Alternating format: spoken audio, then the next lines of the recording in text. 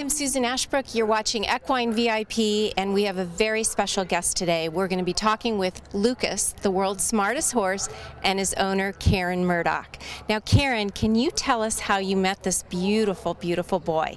Sure, Susan. Thank you for asking. I purchased Lukas as a 10-year-old green project horse. He had raced as a 2-year-old and bowed two front tendons, and subsequent to that changed hands for 8 years.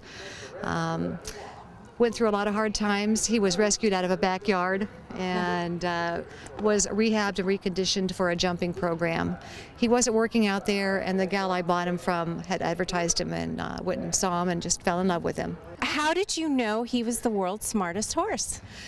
That came about, Susan, very gradually, just from our lessons and the joy and really the progress that he made with the lessons showed that he wanted to learn more, and just his eagerness and willingness to learn. And I just kept coming up with different classes for him. Now, Karen, tell us a little bit about your background. Are you a trainer, an avid student? Did you learn special tricks with Lukas? Well, Susan, growing up, we couldn't afford a horse, so I satisfied that with studying. I watched and went and saw horses as much as I could, and also trained dogs. I'm a retired psychiatric nurse and have been training horses and animals for over 37 years. Lukas is an off-the-track thoroughbred, but the techniques work the same with all. The thoroughbreds do tend to be a bit more sensitive, which I like, in that they're more of a challenge, and you really have to be very tuned in and aware of what you're doing, so they help me improve as well. It's a system that I developed loosely based on my own specialized version of clicker training, along with operant conditioning. It's like a shaping is what it's called. It's excessive approximation and a lot of positive reinforcement.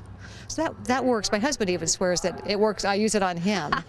So the techniques, even across different species, Lukas's Facebook friends, gorillas, elephants, birds, it's very, very effective, the system. Lukas is very savvy to social media, isn't he? He has become so, Susan, yes. Really, it's amazing what has been accomplished. I was looking at a letter that I wrote to submit to thank everyone. His website's had over 1 million hits in less than 5 months. His Facebook friends are over 5,000. He's been on ABC, CBS, NBC, CNN, HLN, EquiSearch. We just did Pet Life Radio this last week, again on NBC.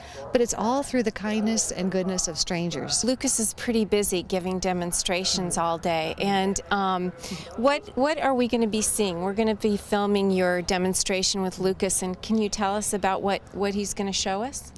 I'd like to be able to show you, Susan, some of his spelling, differentiating colors. We'll also do shapes. I've also been working with him on a few things, new things, that are absolutely fascinating. I wanted to see if he could learn the difference between same and different. And I'll show you a little bit of that. Also proportion, being able to identify something bigger, and a concept of absentness. So we'll try all that, and also some fetching. He's been in the breed demo a few times today, so we'll see what we can get out of him. But he's a trooper. He really is. He's a trooper, and he's really a Hollywood star. He's just so gorgeous and handsome to stand next to. So Karen, you are here at the Equine Affair, and you're being sponsored, is that correct? Yes, Susan, that is correct. The California Thoroughbred Breeders Association has kindly invited us to join them here. Rosemary Neeb is the director of the CTBA, and Christy Chapman is the event coordinator. And they've been extremely supportive and helpful of Lukas. They've actually asked for a grant to be funded through the Oak Tree Foundation, and it's going to involve an actual web documentary and a whole revision of the CTBA, the California Thoroughbred Breeders Association website, that's going to feature Lukas. So we're so happy to have them on board. They're a nonprofit, and their whole mission is to secure second careers for their racehorses leaving the track, which is very important. Okay, so Karen, tell us what's new with Lukas. Do you have any exciting, groundbreaking news you can tell us? Every day, Susan.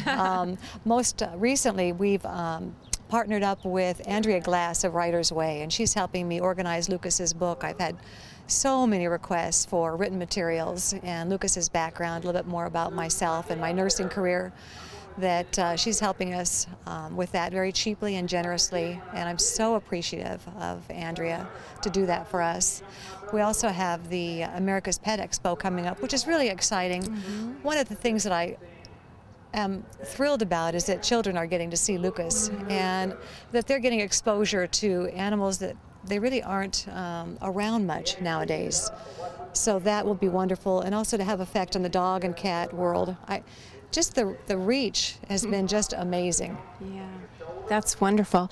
So my last question, Karen, is my biggest hope is that millions and millions of people will watch this interview and be so curious about Lukas and want to find out more about him. So if you could tell us your website, that would be great. Thank you. I appreciate you mentioning that. It's playingwithlukas.com, and it's LUKAS.com. And Trot is trotusa.org.com. And he also is the poster boy for the California Thoroughbred Breeders Association, and that's ctba.com. Wonderful. Thank you so much, Karen.